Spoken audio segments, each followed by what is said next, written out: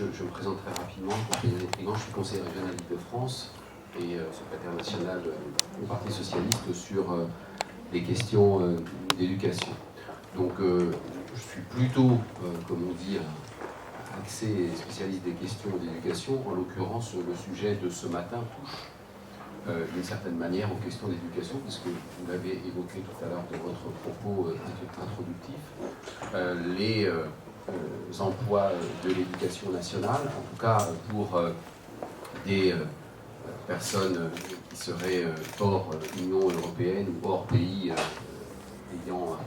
signé l'accord économique européen, ne peuvent pas avoir accès au concours de la fonction publique d'enseignement. Ça a été modifié concernant l'enseignement privé, vous avez raison de le signaler, et il a fallu d'ailleurs, ça a été un combat, si je puis dire, pendant un certain temps, pour essayer finalement de faire valoir des droits qui plus est, je trouve, sur la question de l'éducation, quand on voit ce que l'éducation porte comme valeur, en termes de contenu d'enseignement, en termes de vivre ensemble, en termes d'apprentissage de la citoyenneté. Il est vrai que j'en connais, lorsque l'on a des enseignants, souvent d'ailleurs quasiment exclusivement dans le second degré, qui sont appelés,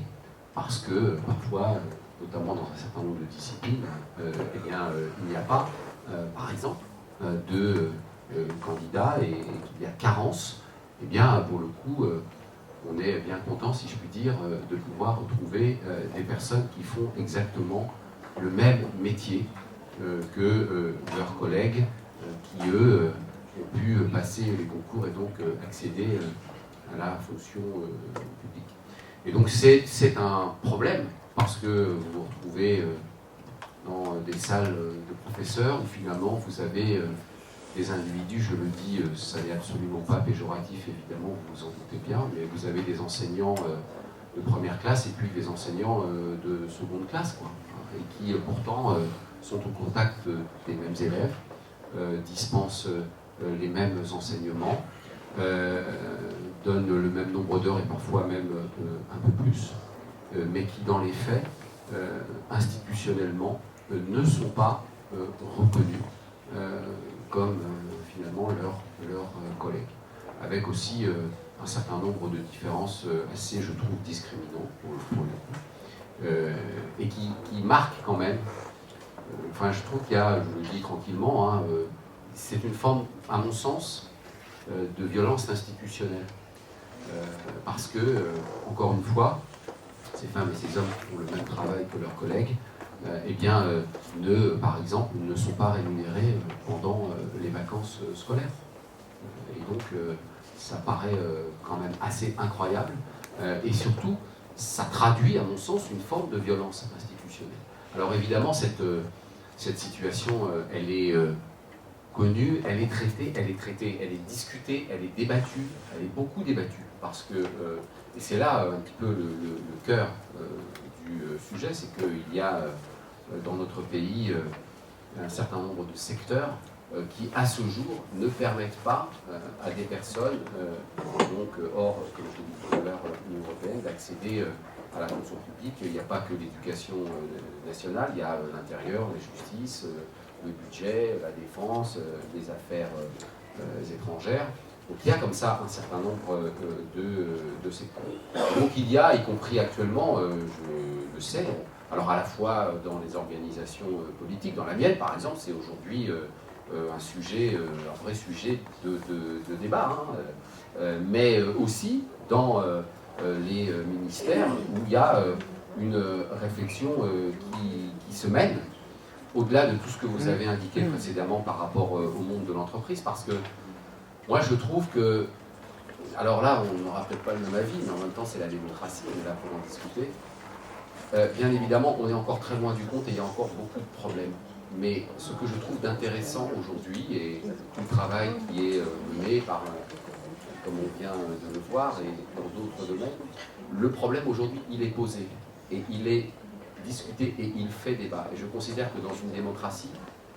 il n'y a rien de pire que de mettre les sujets sous la table. Quand on les met sur la table, ça ne veut pas dire qu'on les a résolus. Mais en même temps, ils sont là. et ça signifie que la société dans son ensemble s'en empare. Comment voulez-vous aujourd'hui inculquer à des élèves finalement le respect de l'autre, le vivre ensemble, la reconnaissance de son prochain, le droit à la différence, vous l'avez évoqué tout à l'heure, la question de l'altérité, si vous avez des enseignants face à vos élèves qui eux-mêmes n'ont pas le même statut, alors que les élèves sont les mêmes. Donc ça pose quand même un certain nombre de difficultés par rapport aux valeurs et aux fondements même de ce qu'est et de ce que doit être l'école de la République, quand bien même, on le sait,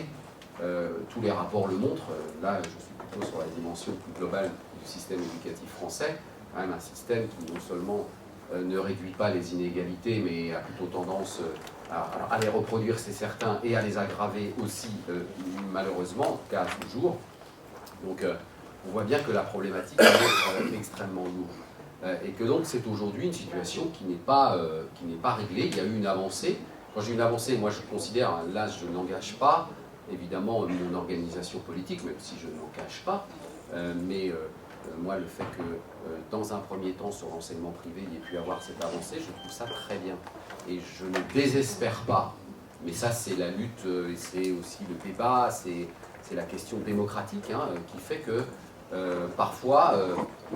les acteurs de la vie démocratique sont un peu en avance sur les politiques. Et que le rôle précisément des acteurs de la vie démocratique, dans leur grande diversité, c'est de pousser aussi les politiques à traiter de ces questions-là, à les débattre, parce qu'on ne peut pas se satisfaire d'une société dans laquelle on a, encore une fois, des enseignants de première zone et de seconde zone. Et ça n'est pas possible. Ça l'est d'autant moins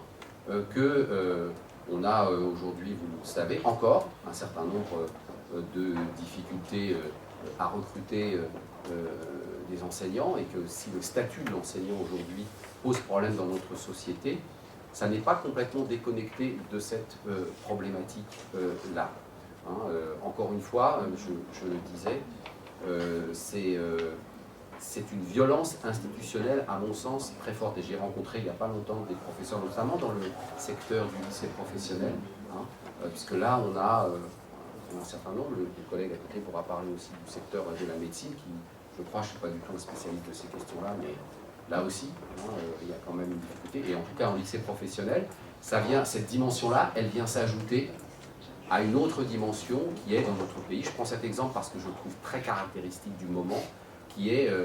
quelle reconnaissance et quelle légitimité aujourd'hui pour l'enseignement professionnel et pour les études professionnelles. Je pense que ce n'est pas déconnecté non plus.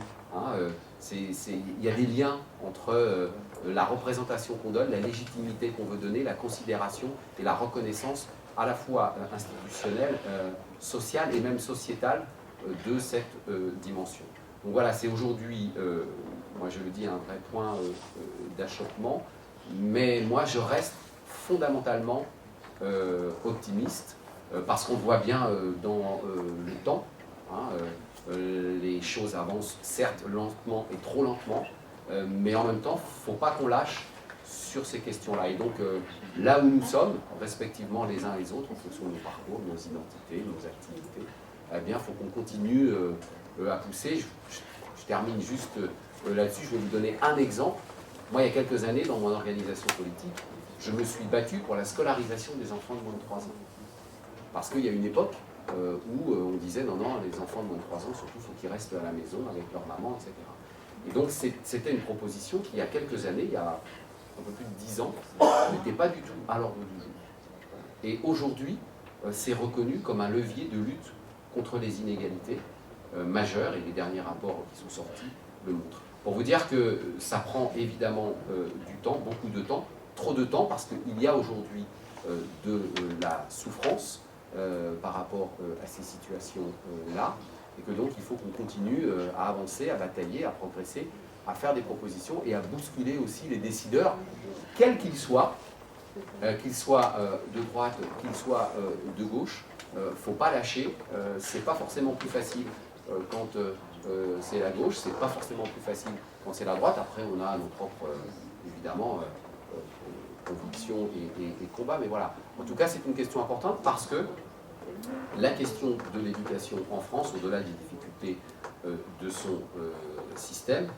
la question, et je termine là, la question des personnels de l'éducation nationale, de la reconnaissance institutionnelle des personnels de l'éducation nationale, se pose aujourd'hui de manière extrêmement aiguë. Elle se pose dans ce cas précis sur ce type de situation,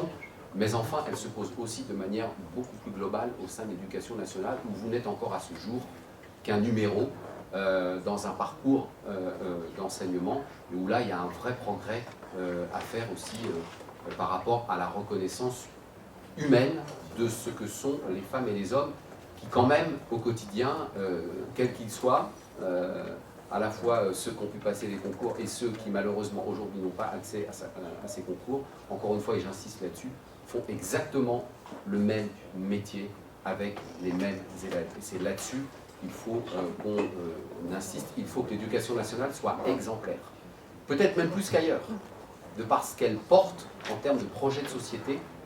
le droit à la réussite pour tous les élèves sur le territoire de la République, quel que soit l'endroit où on vit, quel que soit le milieu où on vient, ça doit forcément se traduire aussi par la reconnaissance de celles et ceux qui permettent justement à ces jeunes de s'engager sur le chemin de la réussite.